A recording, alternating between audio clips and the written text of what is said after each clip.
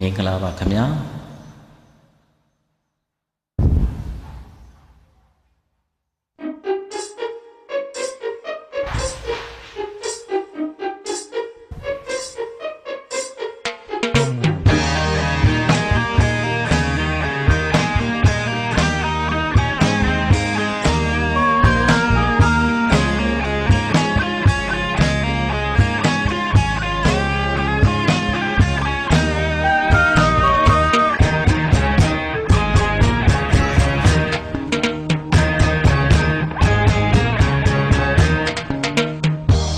ဆိုတာပူလောင်နေမိတောင်ငယ်တစ်ခုပဲသူမပြူမိမိမူစဉ်းစားကြည့်ပါခုမေတ္တာဟာအေးမြတဲ့စံကြောင်ငယ်တစ်ခု928တဲ့ပူရင်ငိုဝဲရိစု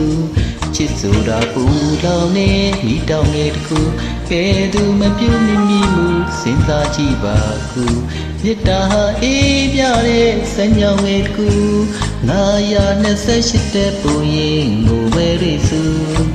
တန်ရောစီဆိုတာကရော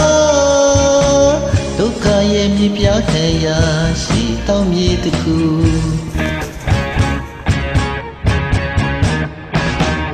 အမုန်းဆိုတာနှလုံးသားရဲ့စံကျင်ဘက်တစ်ခုအပြုံးဆိုတာအရှုံးသမားတွေအော်နှစ်သိစုနှလုံးသားနုနုအမုန်းများစုစုချစ်စေပွေရှာရှင်မမောလူတောကရဲ့ချီယာလောကရဲ့ဝေဒနာကြီးညာဖြေရှာလေးတဏှာလန့်လေးသုံးတိုင်းလူတန်ရောစေဆိုတာကရောဒုက္ခရဲ့မြပြခံရရင်ပေါင်းကြီးတစ်ခု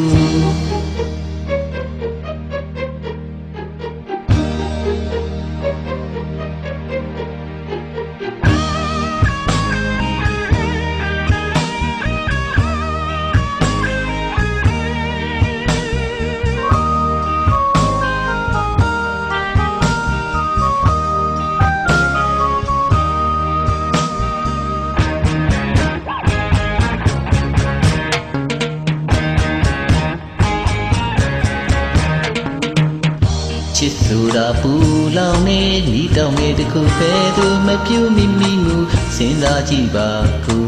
မေတ္တာအေးမြတဲ့စံကြောင်ငယ်တစ်ခု928တဲ့ပူရင်ငိုဝဲရိစုတန်ရောစီဆိုတာကရောဒုက္ခရဲ့မြပြခံရရှိတောင်းမြေတစ်ခု